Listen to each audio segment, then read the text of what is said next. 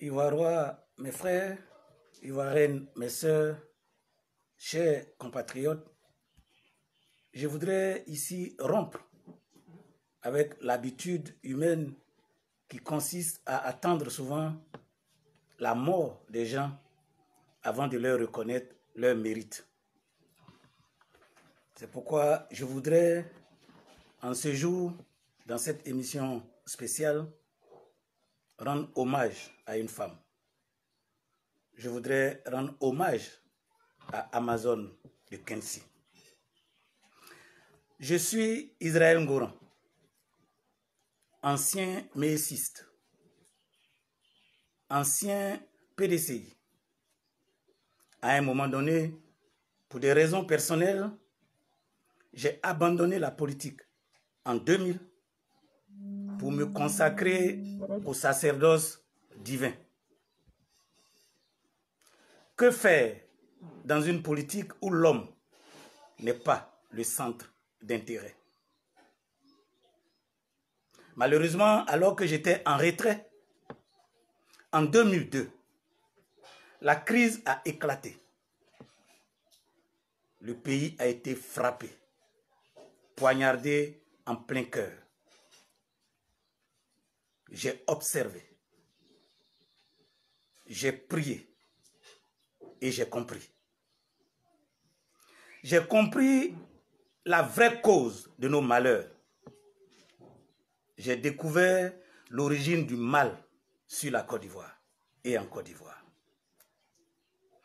J'ai donc décidé de revenir dans l'arène politique pour aider mon peuple à comprendre, à se défendre et à combattre victorieusement pour sa liberté et sa souveraineté. Frères et sœurs, c'est un engagement national et patriotique que rien ne peut affaiblir.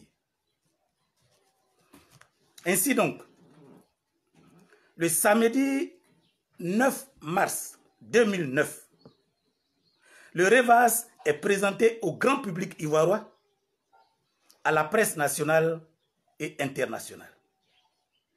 Notre appel est clair. Retournons à nos valeurs sources. Quelques mois plus tard, n'ayant ni accès à la télévision de Côte d'Ivoire, ni à la radio nationale, Facebook, avec ses directs, nous a ouvert les portes pour communiquer. Nous avons donc saisi cette opportunité et le monde a commencé à lire notre pensée, notre programme et à croire en l'espoir nouveau que nous suscitons. En France, au Luxembourg, au Royaume-Uni, aux USA, les Ivoiriens du monde entier répondent et répandent la nouvelle du salut par le REVAS. En Côte d'Ivoire, hommes et femmes accourent vers nous. Un vrai espoir est né. Malheureusement, le 1er août 2018, le berger est frappé publiquement. Et comme Dieu dit, les brebis n'ont pas tardé à se disperser, à fuir, à renier le docteur Israël Ngoran et son REVAS.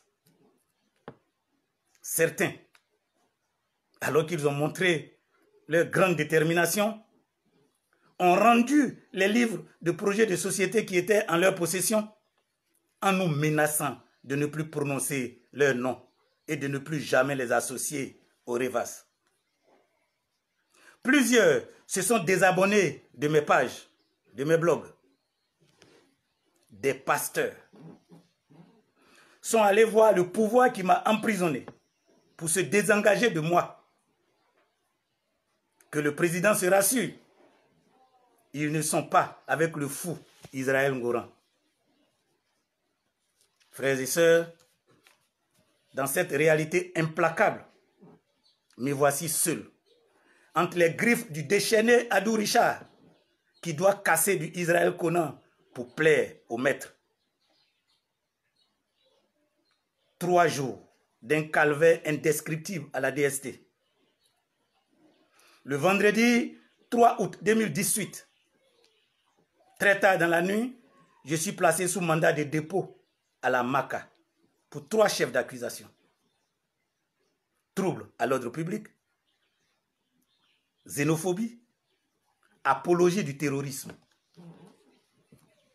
Le samedi 4 août 2018, M. Amouakon, régisseur de la MACA, et son adjoint Siriki décident de me déporter illégalement, sans papier pour l'attester, à la prison de Dabou. Qui leur en demandera compte? Ils sont tout puissants. Ils frappent les prisonniers qui sont sans défense. Ils les affament. Ils les regardent mourir de maladie. On prive les prisonniers de lumière en les mettant au blindé. Ainsi va notre pays. Ce fut, bien aimés frères et sœurs, la traversée de mon désert. Tous, amis, frères, membres présumés du REVAS, m'ont abandonné.